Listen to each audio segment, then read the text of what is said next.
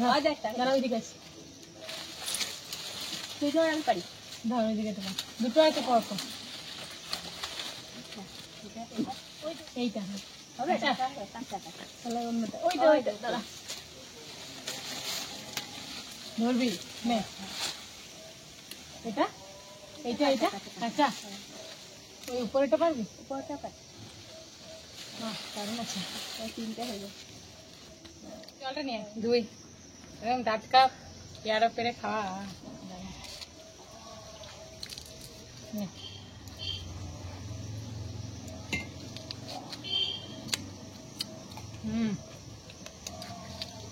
দারুণ দেখ পাকা নয় কিন্তু না একটু নিয়ে এলে ভালো হতো এমনি খাই ভালো লাগছে হ্যাঁ রে সোনা করেছিল ওই রকমই করবি মেজি করেছিল না হ্যাঁ কাশ্মীরি ময়দার সবজি হ্যাঁ ওই রকমই বানাবো তারপর সেটা রাইস দিয়ে একদম সুন্দর ভাবে একটা রান্না করবো একদম নতুনত্ব রান্না এটা আগে খাসনি আচ্ছা আমি আগে একবার বাবা বাড়িতে গিয়ে বানিয়েছিলাম দারুণ খেতে হয়েছিল তাই সবাইকে তোদেরকে বানিয়ে আমি খাবো তো আপনারা এর আগেও আমার চ্যানেলে দেখেছেন যে কাশ্মীরি ময়দার সবজি কিভাবে বানানো হয়েছিল তো এবার আমি ওই রকমই অনেকটা তো ওটা আমার দিদি করেছিল রান্নাটা তোর কাছ থেকে শিখেছি আজকে এখন আমরা এটা বানাবো তো আপনারা সাথে থাকুন এবং দেখতে থাকুন কিভাবে এটা বানাই 1 কেজি ময়দা নিয়েছি প্রথমে এটাকে শুধু জল দিয়ে মেখে নেবো যেভাবে আগের বার রাখিয়েছিলাম সেভাবে আলাদা কোনো পদ্ধতি নেই ময়দাটা একদম ফ্রিজ আছে ওই দে আমি মাখাই তুই জলটা দে বেশ একটু শক্ত মতো হবে তো এখন আর দিস না ময়দাটা কিন্তু ভালো থাকতে হবে ময়দাটা ভালো না থাকলে সবজিটা ভালো হবে না ফাইবারটা বেশি বেরোবে না ময়দাটা যদি খারাপ হয় বা অনেক দিনে রাখা হয় তাহলে ফাইবারটা ভালো বেরোয় না তো এটা একটু খেয়াল করবেন অবশ্যই ময়দাটা ভালো নেবে আজ ময়দা তুই এনেছিস ময়দা যদি খারাপ হয় আর ফাইবার যদি বেশি না বেরোয় তাহলে তোর দোষ না রে আমি জিজ্ঞেস করে এসেছি যে বেশি দিনকার নয় তো ও আবার কি বললো বলছে না বৌদি প্রতি সপ্তাহে আমাদের 1 বস্তা করে ময়দা উঠে যায় আপনার চিন্তা নেই আজকে লাগবে না না একটু ভালো করে ঠেসে যেত আমার হাতটা ধরে গেল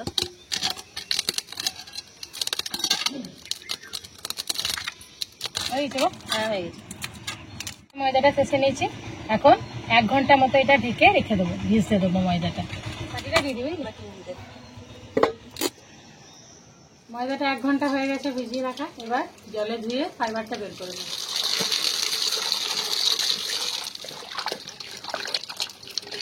মাঝে মাঝে ভাবি বুঝলি প্রথম যে বের করেছিল তার মাথায় বুদ্ধিটা কি করে এসেছিল জলটা এখন ঢেলে দেবে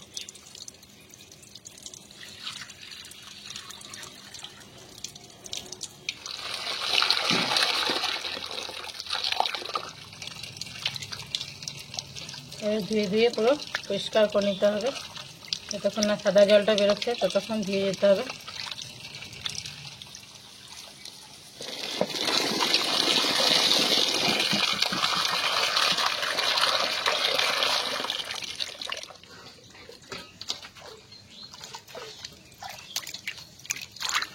ছ সাতবার ধোয়ার পরে জলটা অনেকটাই স্বচ্ছ হয়ে গেছে আমি আরো একবার ধুয়ে নেবো তাহলেই আমার ময়দাটা ভাবে ধোয়া হয়ে যাবে দেখুন ফাইবারটা কি সুন্দর বেরিয়েছে একদম থকথকে চর্বির মতো লাগছে খাসির চর্বি একদম তুলে দেখ একদম নামিয়ে দিলে কেউ বিশ্বাস করবে না ভাববে যে খাসি তেলে নেই নামিয়ে রেখেছে বোধহয় হ্যাঁ আজকের রান্নাটা আমি আগের দিনের থেকে একটু অন্যরকম ভাবে করবো প্রথমে এই যে ফাইবারটা বেরিয়েছে এর মধ্যে একটু একটু জল লেগে আছে তো এই জলটাকে আগে ভালোভাবে এরকম একটা সাদা কাপড়ের মধ্যে নিয়ে ভালো করে নিংড়ে নেবো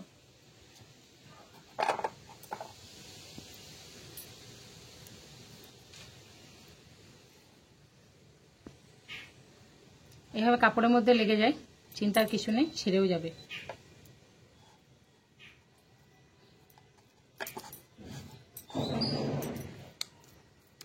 প্রথমে একটা বাটিতে খানিকটা জল ফুটতে দেবো জলটা ফুটছে ততক্ষণ আমি এই যে ফাইবারটা বের করেছিলাম সেখান থেকে খানিকটা অংশ নিয়ে একটু করে করে লম্বা লম্বা শেপ দিয়ে রাখবো এভাবে কেটে নিয়ে হাতে করে টেনে যেহেতু এটা বেলনা বা কিছু দিয়ে বেলা যাবে না বেললে আবার টেনে যাবে তো এইভাবে একটু লম্বা লম্বা শেপ দিয়ে এখন রাখবো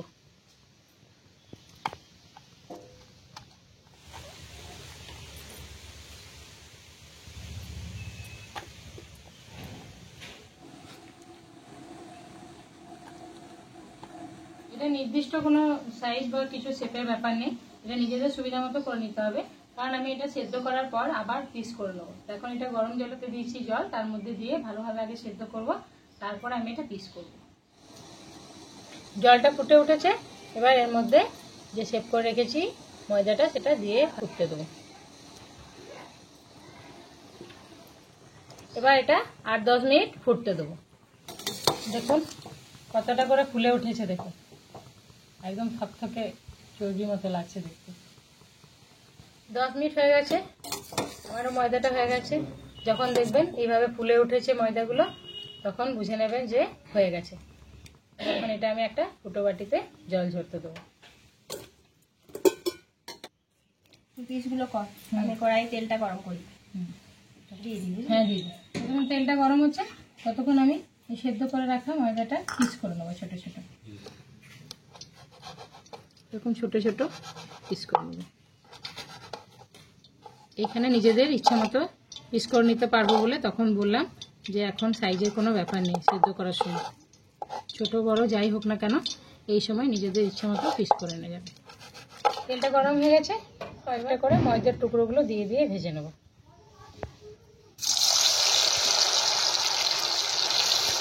তো যেহেতু আমি এটা সেদ্ধ করে নিয়েছি, আর ভাজার সময় খুব বেশি ভাজবে না, খুব বেশি ভাজলে আবার শক্ত হয়ে যাবে। তাই অল্প একটু ভেজে নিয়ে এটা নামিয়ে দেবো। লাল করে ভাজা দরকার নেই, না তুলে না।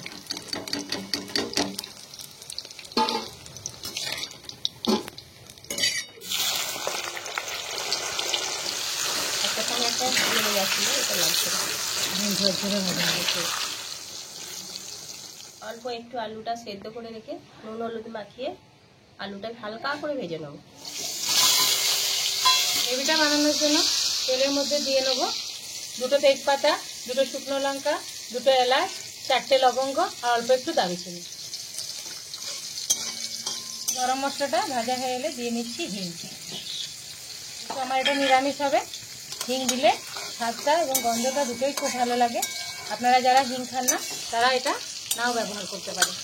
হিংটা ভাজা হয়ে গেলে দিয়ে নিচ্ছি বেটে রাখা আদা, দিয়ে নেবো বেটে রাখা 2টো টমেটো। আদা টমেটো পেস্টটা যখন তেল ছেড়ে আসবে তখন এর মধ্যে একে একে দিয়ে নেবো 1 চামচ হলুদ গুঁড়ো, 1 চামচ ধনে গুঁড়ো আর 1 চামচ জিরে গুঁড়ো। একটু কষিয়ে নেব। মশলাটা কষানো হয়ে এলে দিয়ে নিচ্ছি 3 গ্রাম মতো কাশ্মীরি লঙ্কার গুঁড়ো আর 2 চামচ চিনি।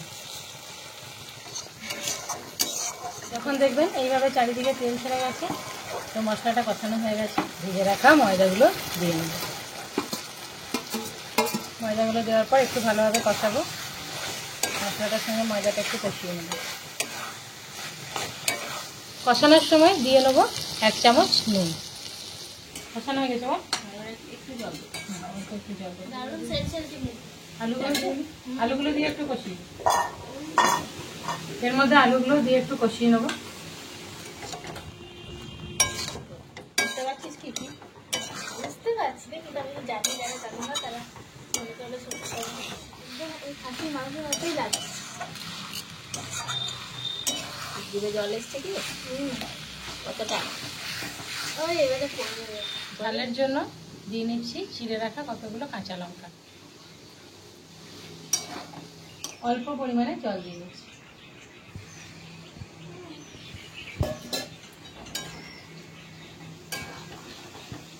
কাশ্মীরি ময়দার সবজিটা রেডি হয়ে গেছে। এবার দিয়ে নেবো আমাদের স্পেশাল ভাজা মশলা। তো এই মশলাটা যে কোনো সবজিতে খেতে খুব ভালো লাগে। ডেসক্রিপশনে দিয়ে দেওয়া হবে ভিডিও লিঙ্কটা। আপনারা যারা আগে দেখেননি কিভাবে এই মশলাটা বানানো হয়েছে তারা অবশ্যই দেখে নেবেন। এই মশলাটা খুব টেস্টি হয় খেতে।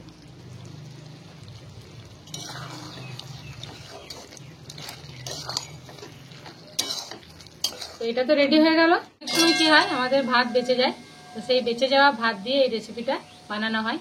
তো বেঁচে যাওয়া ভাত দিয়ে বানাবো আজকে আমি কাশ্মীরি ময়দার মিক্স রাইস। এখন এবার ওটা বানাবো। দিয়ে নিচ্ছি তেল, তেলে দিয়ে নেবো জিরে আর শুকনো লঙ্কা।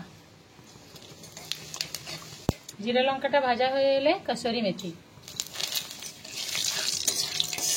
এবার ভাতগুলো দিয়ে নিচ্ছি।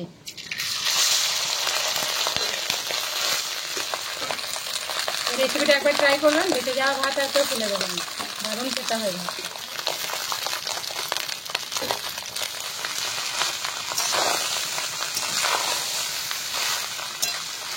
এবার সবজিটা দিয়ে নিচ্ছি, দিয়ে নিচ্ছি বিরিয়ানি মশলা, স্বাদ মতো নুন, 2 ফোঁটা কেওড়া জল, হাফ ঢাকনা গোলাপ জল। এবার সবটা মিশিয়ে নেব।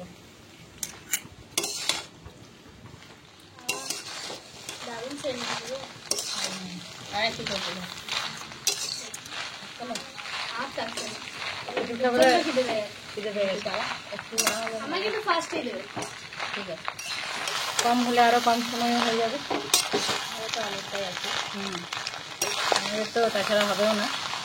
ভাতটা আমার ভাজা হয়ে গেছে, নামানোর আগে দিয়ে নিচ্ছি ম্যাগি মশলা।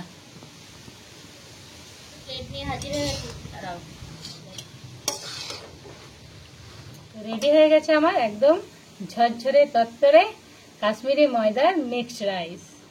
এটা একবার বাড়িতে বানিয়ে ট্রাই করে দেখবেন, একদম বিরিয়ানি ফেল।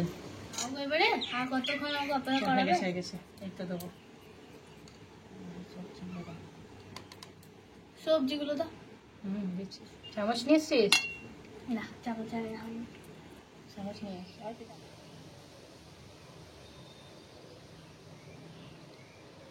কেমন হয়েছে রে? দারুণ হয়েছে গো, সত্যি দোকানে বিরিয়ানি।